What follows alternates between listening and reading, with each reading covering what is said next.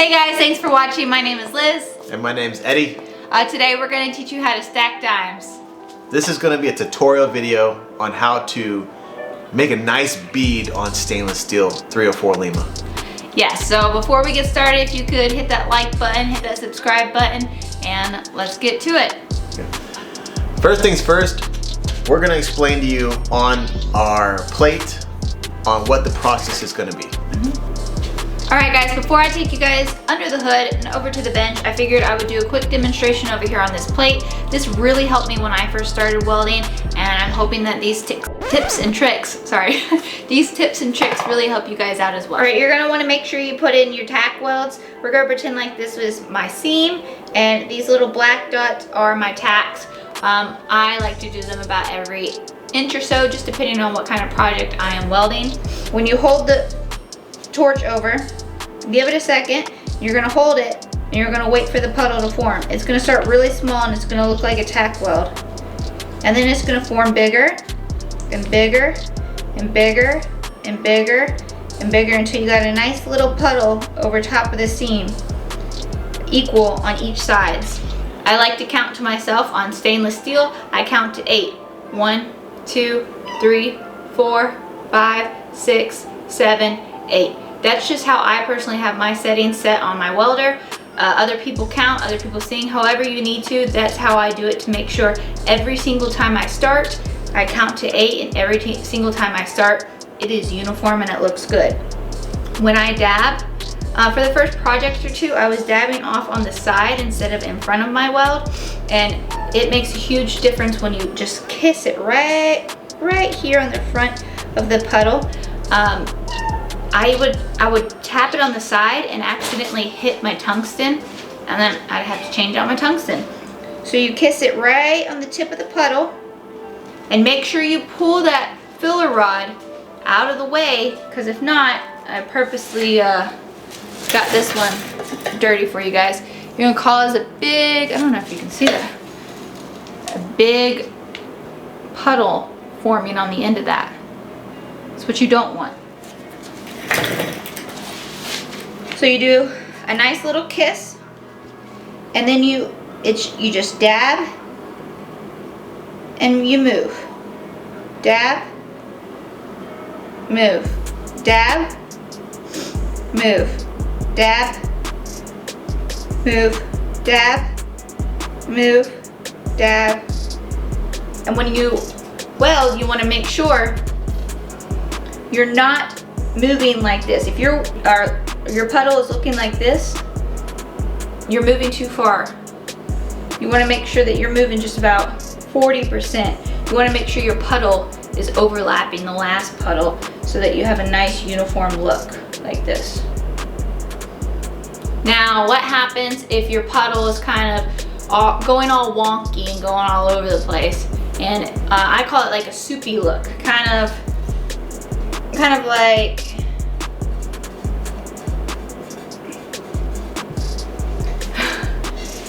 this. Kind of like this. It's all over the place. It's not uniform. The puddles are all different sizes. They're just going off what direction. You're welding too slow, or your heat is too high, or both. You're welding too hot. Okay. All right. So what happens if once you're done, your puddle is elevated on the metal instead of nice, flat, and looking good? That means you're welding too cold. Like, you did not wait for that puddle in the beginning to set properly, get big enough across the seams. Like, you just started welding. You may have just, like, as soon as it created a puddle, you started moving. You did not count. You didn't wait long enough. You just got excited and you went ahead and just started going. You're moving too fast. You're not welding hot enough. It's just too cold of a weld. So I'm about to take you guys under the hood real quick, show you guys how to weld real quick. I just wanted to talk about gas coverage and cups. I have 2 cups that I really like. My favorite one is the Monster 24. I will drop a link in the description so you guys can purchase this if you guys would like. I like this one a lot because it provides a lot of gas coverage. My husband did do a video about a year ago, maybe 2 years ago, on how to do colorful welds, and I am very successful with colorful welds because of this cup right here. It provides a lot of gas coverage. And then I also really like the Furic BBW cup. It is, I believe, the owner of Tycon Industry. He created this one. I really like this. Actually, my husband got it for me for my birthday last year. I use this one a lot as well. Both of them are great cups, but for this project, taking you under the hood, I am going to use the Monster 24. So come on along and let me show you guys what to do. Alright viewers, I'm going to put this together real quick before Liz hops on the torch, and I'm going to show you some things that I've read on the TIG Welding for Beginners Facebook page. There's a couple people who are asking for advice.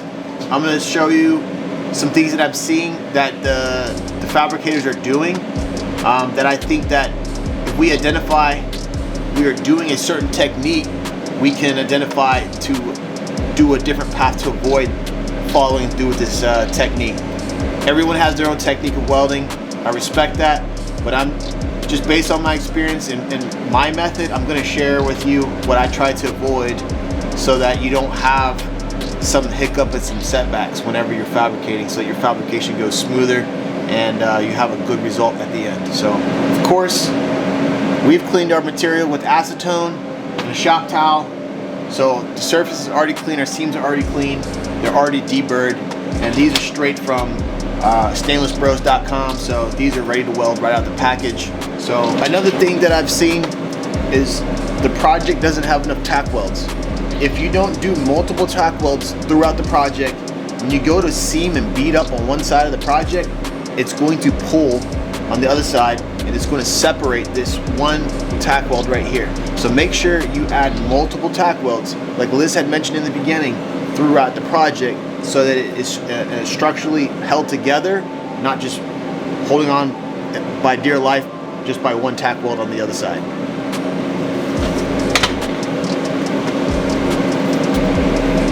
Alright, now the tack welding's done, I'm going to run a bead and I'm going to run it cold so you see what the puddle is looking like building up on top of the surface without getting penetration.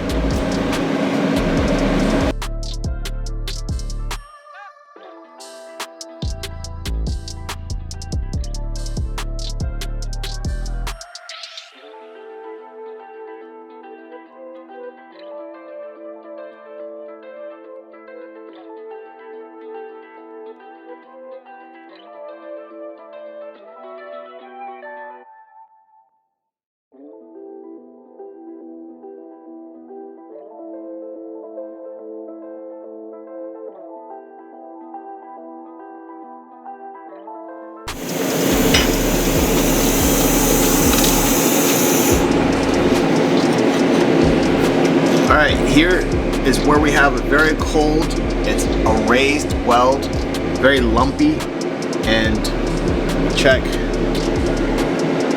zero penetration. What I'm going to do is I'm going to heat it up, I'm going to get it really hot, I'm going to get it to penetrate, and I'm going to show you what the sugaring on the inside looks like before we start purging it.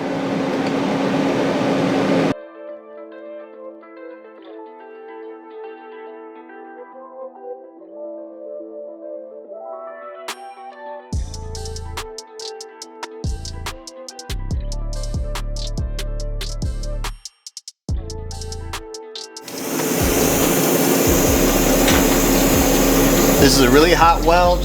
I wanted to make it really hot so that it gets nice and sugary on the inside, so it's nice and sweet for you to see.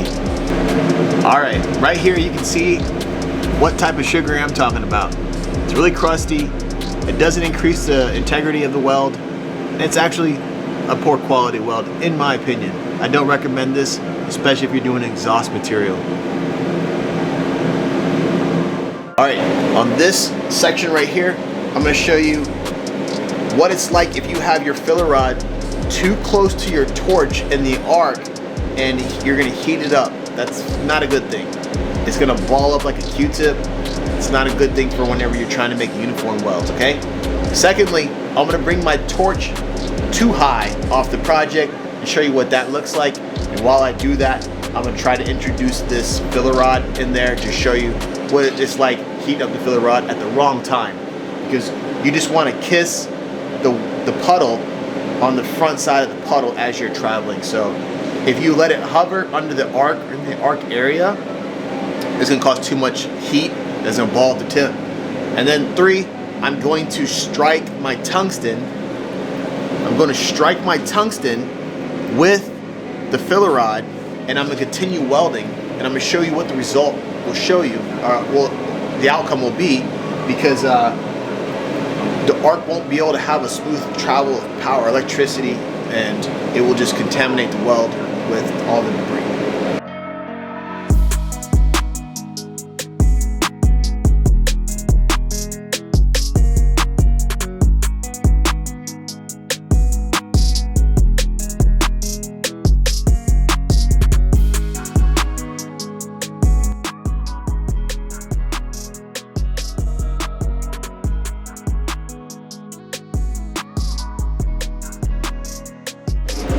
All right, we have 3 things here. 1, look at my tungsten.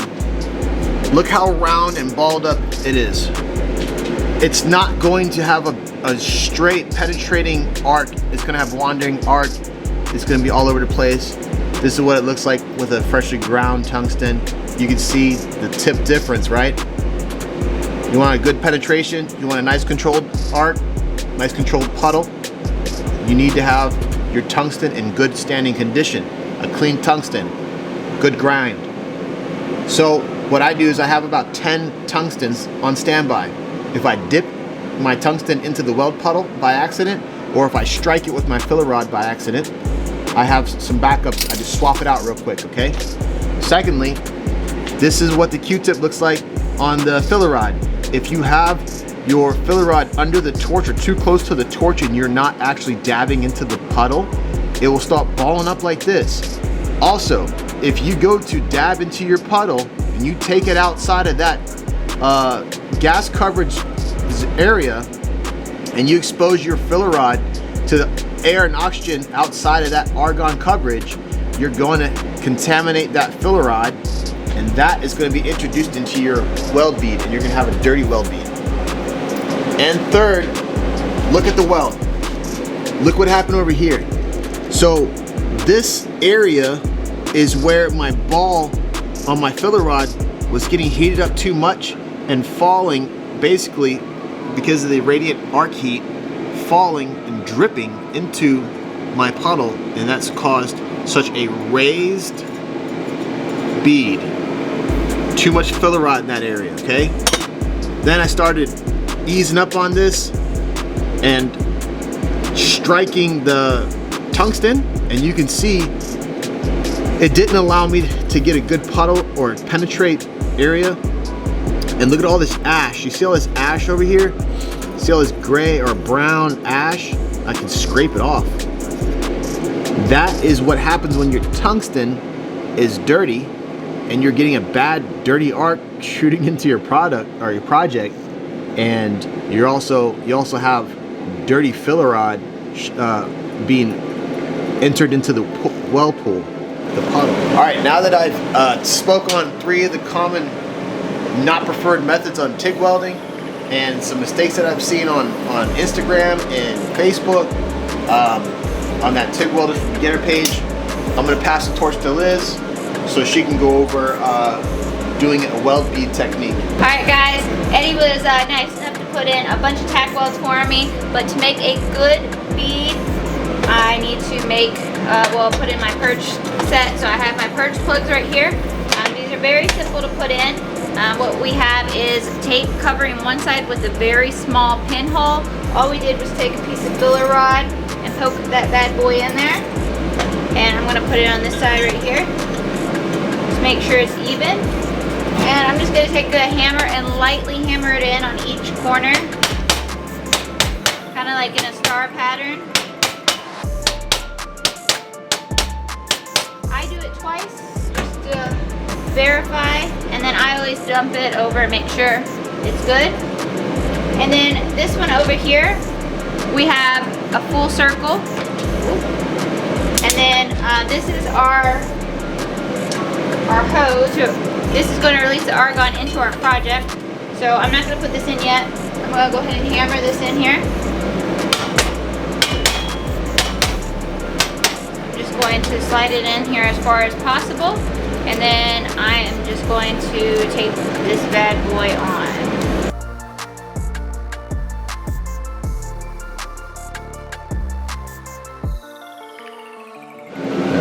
Okay, now that the project's been purging for a while, I'm ready to lay a bead.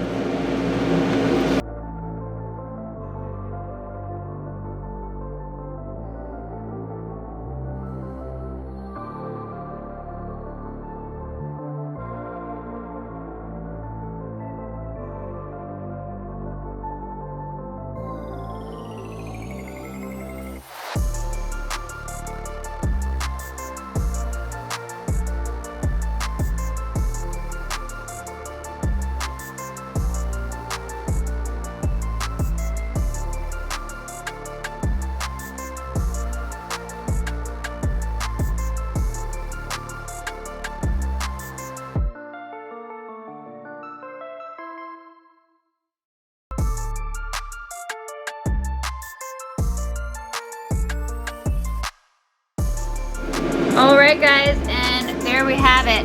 As you can see, this weld is flat against the seam. Remember, this is the cold weld. This is the good weld. My spacing looks good. It's about, I wouldn't say 40%, I would say 50% instead of 40%. They could be closer together, but they're still stacking dimes. It's not too hot, it's not too cold. And if you can see, my Monster Cup covers right over top of it, which caused great coloring. I don't have weird colors here and there. I don't have any weird ash color. I don't have anything that looks odd. It's a beautiful gold color from the start to the end. Alright guys, so as you can see, this is my weld that I just did penetrated after we added the purge. And if we can move a little bit, there we go. That is the sugaring. That is from not having a purge. So as you can see, it definitely makes a difference on the weld. So if you have any questions on this, please drop them down in the comments below. On this sugaring right here, on the left side of the bead, where it starts traveling from the left side heading towards the right, you can see where the seams are not even mating together. There is a line right in between, so there's no combining of the two seams right there. They are apart and they are sugared. So that's also to show you how weak of a integrity weld this is, and it's not recommended to do exhaust systems or any other components on the for performance or on a car intakes or anything, because could you imagine if this sugaring oxidation breaks off and goes into your intake manifold or into your turbine housing? It'd be pretty crazy. So make sure you back purge like this. Make sure you back purge on all your projects, especially when you do titanium. Not necessary on aluminum. Before you ask that question, I just want to specify it's not necessary on aluminum, but definitely you can see the difference between purging and non-purging. Alright, before we end this video, I want to show you the difference between the Monster Cup 24 and the number 5. So as you can see, there's a quite large difference, right? And that's gonna help you with your gas coverage, and it's gonna leave you with good results on your weld bead. I'm gonna use this number 5 with the same tungsten on the same project. I'm gonna show you how much better the effect of that weld cup is gonna be over this number 5, alright? Even up to number 10, I see a dramatic increase in the quality of the color of the weld, okay?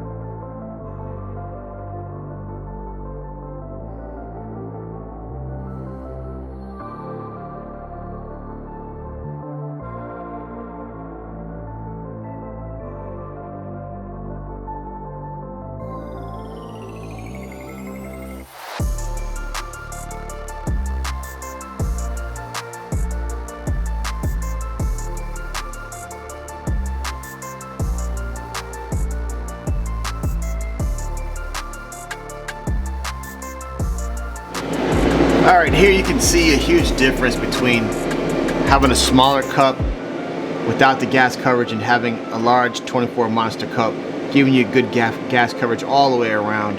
You see the heat affected zone is a good heat input, but as you can see, the coloring is extremely different between the two based on the cups. Okay, same amperage, same weld technique, but just dramatic, extreme results on a difference here. So I recommend 24 monster cup. That's my favorite cup to use versus using any of the smaller cups that come with your standard torch.